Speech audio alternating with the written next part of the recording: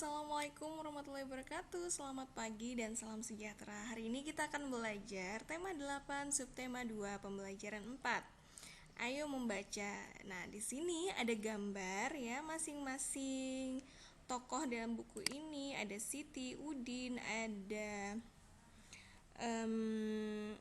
Beni, ada Edo, ada Dayu, ada Lani, ya.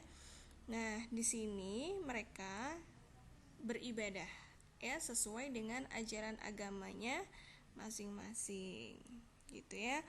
Nah, mari kita membaca. Mandiri saat melaksanakan ibadah. Udin dan teman-teman taat dalam beribadah. Mereka melaksanakan ibadah dengan kesadaran sendiri.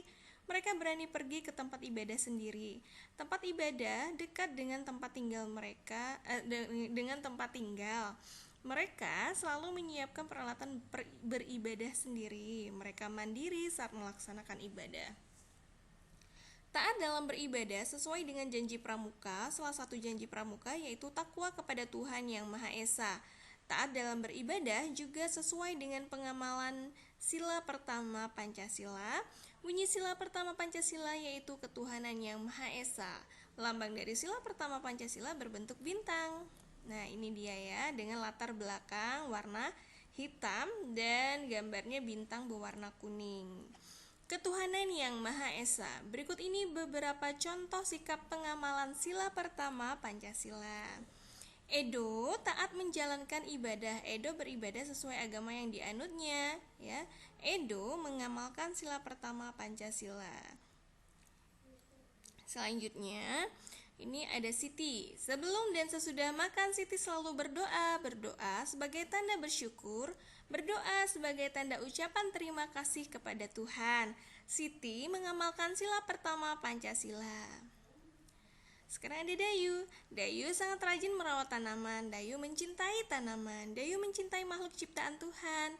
Dayu mengamalkan sila pertama Pancasila. Jadi jika kita mencintai makhluk ciptaan Tuhan, merawat hewan, ya misalnya menyirami tanaman atau merawat tanaman, nah itu adalah termasuk pengamalan Pancasila, ya, sila yang pertama. Baik, sekarang ayo berlatih. Tuliskan 5 contoh perilaku yang menunjukkan pengamalan sila pertama Pancasila.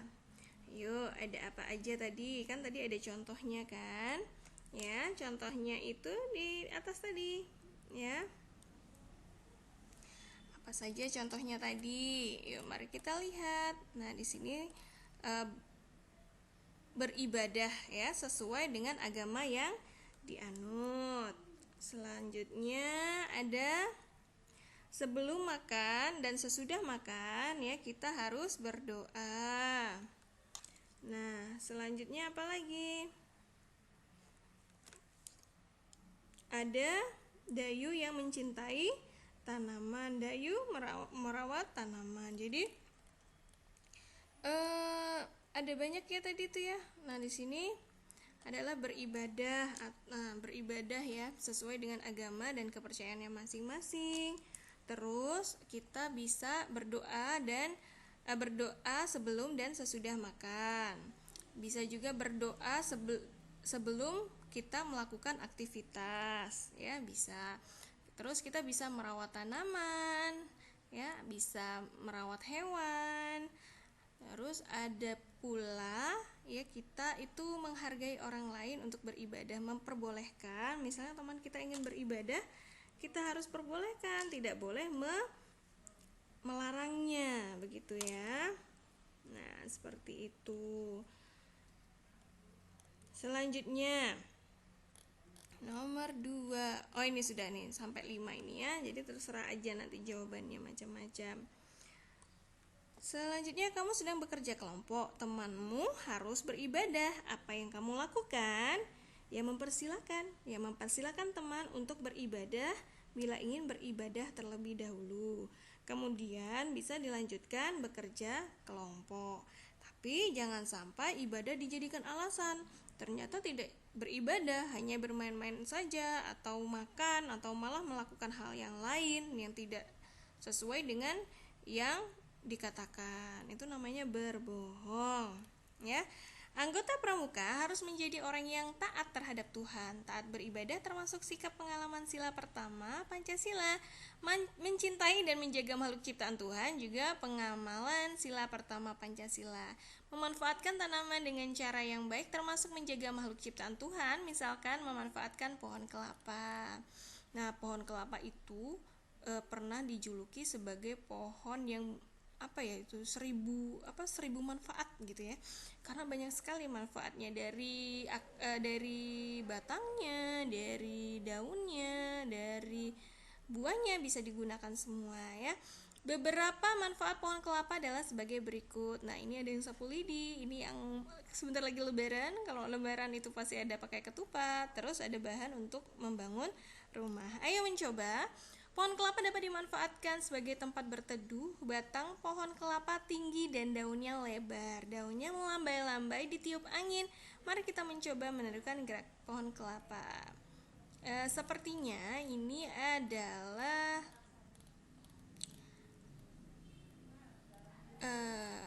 antara SBDP atau ini olahraga, tapi sepertinya lebih ke SBDP ya. Ibu bacakan saja ya. Baik. Oke. Lakukan gerakan berikut ini. Berdiri dengan tegak, angkat kedua tangan ke atas, lalu genggam, jinjit kaki setinggi yang kamu bisa. Tahan gerakan sampai hitungan 5. Ini kuat-kuat kok anak ibu ya. Lakukan juga gerakan berikut. Berdiri tegak, angkat kedua tangan ke atas, lalu genggam, jinjitkan kaki setinggi yang kamu bisa, miringkan badan ke kiri. Tahan gerakan sampai hitungan ke-5, miringkan badan ke kanan, tahan gerakan sampai hitungan ke-5 pula, lalu kembali ke posisi berdiri tegak. Apakah kamu dapat menirukan gerak pohon kelapa dengan baik? Gerakan apa yang paling mudah kamu lakukan? Kayaknya kalau jinjit ibu agak susah juga ya, Nay. Yang paling mudah mungkin pada posisi awal kalau ibu. Gerakan apa yang paling sulit kamu lakukan? Ya itu tadi, yang sulit tadi adalah yang menahan sampai jinjit, sampai menahan sampai 5 hitungan ya. Itu kalau ibu ya. Menirukan gerak pohon kelapa termasuk melatih kelentukan badan. Menirukan gerak pohon kelapa bertujuan melemaskan otot pinggang. Nah, berarti kalau melentukan ini adalah pelajaran PJOK. Nanti bisa dibaca sendiri ya. Ibu lanjut ke yang lainnya. Tapi di sini ada, di sini tetap ada yang bagus sih. Maksudnya ini yang penting. Tetap ibu baca aja ya. Ibu bacakan saja. Nah, tunas pohon kelapa merupakan lambang pramuka. Mari mengenal lambang pramuka. Kita dapat mencontoh sikap yang sesuai dengan lambang pramuka. Buah kelapa dapat bertahan lama. Buah kelapa selalu kuat dalam berbagai keadaan. Artinya, anggota pramuka selalu taat terhadap Tuhan. Anggota pramuka seorang yang memiliki tubuh yang kuat dan sehat. Anggota pramuka selalu kuat dalam menghadapi tantangan. Buah kelapa dapat tumbuh di mana saja, artinya anggota pramuka dapat menyesuaikan dengan keadaan sekelilingnya. Pohon kelapa menjulang lurus ke atas. Pohon kelapa salah satu pohon yang tertinggi di Indonesia. Artinya, anggota pramuka mempunyai cita-cita yang tinggi. Anggota pramuka berpendirian teguh. Karena dia lurus ya, tidak bengkok-bengkok. Nah, gitu. Jadi berpendirian teguh. Pohon kelapa tumbuh kuat dan erat di dalam tanah. Artinya, anggota pramuka memiliki tekad yang kuat. Anggota pramuka berpegang kuat pada landasan yang baik. Kelapa merupakan pohon serbaguna, mulai dari ujung daun hingga akar pohon kelapa sangat bermanfaat. Artinya, anggota pramuka adalah manusia yang berguna. Anggota pramuka berguna untuk tanah air. Anggota pramuka berguna untuk bangsa dan negara kesatuan Republik Indonesia. Anggota pramuka berguna untuk umat manusia. Ayo berlatih, tuliskan kembali arti tunas kelapa sebagai lambang gerakan pramuka. Tuliskan berdasarkan bacaan sebelumnya. Nah, kalau buah kelapa dapat bertahan lama, artinya apa? Nah, kita bisa lihat di sini.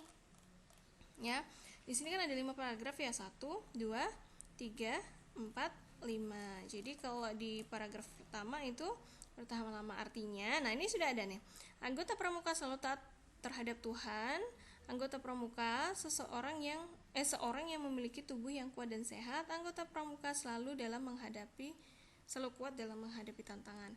Biar mudah nih ya, Ibu ringkaskan ya. Jadi anggota pramuka selalu taat terhadap Tuhan, lalu terhadap Tuhan, memiliki tubuh yang kuat dan sehat, dan selalu kuat dalam menghadapi tantangan. Jadi tidak perlu menuliskan ini berulang kali, anggota pramuka gitu. Jadi gitu ya.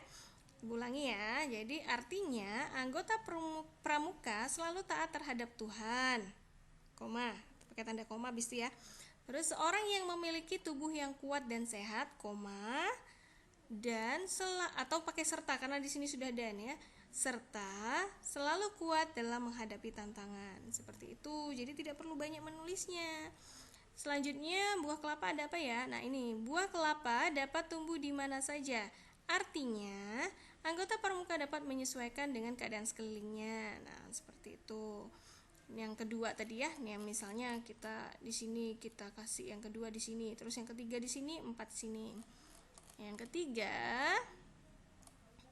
pohon kelapa menjulang lurus ke atas. Pohon kelapa artinya gitu ya. Ya, jadi pohon kelapa menjulang lurus ke atas, langsung artinya aja karena sudah sampai titik. Ini kan menjelaskan lagi, tapi informasi yang lain ya. Jadi kita langsung artinya anggota pramuka mempunyai cita-cita yang tinggi dan berpendirian teguh.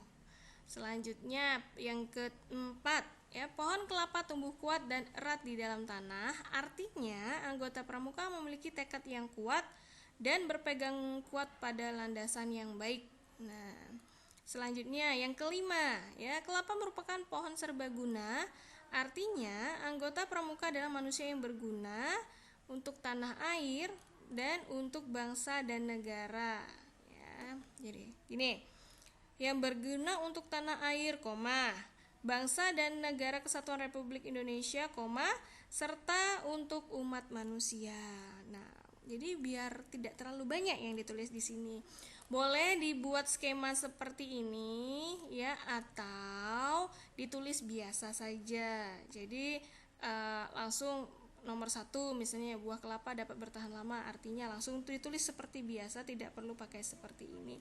Karena kalau ini tuh muatnya cuma sedikit, sedangkan yang ditulis adalah lebih banyak ya, maksud Ibu lebih banyak. Nah, selanjutnya perhatikan kembali penjelasan tentang manfaat buah kelapa. Adakah sikapmu yang sudah sesuai dengan penjelasan tersebut? Coba ceritakan. Nah, sampai di sini dulu ya penjelasan Ibu untuk di tema 4-nya. Kita akan bertemu lagi di tema 5. Wassalamualaikum warahmatullahi wabarakatuh. Selamat pagi dan salam sejahtera. Bye-bye.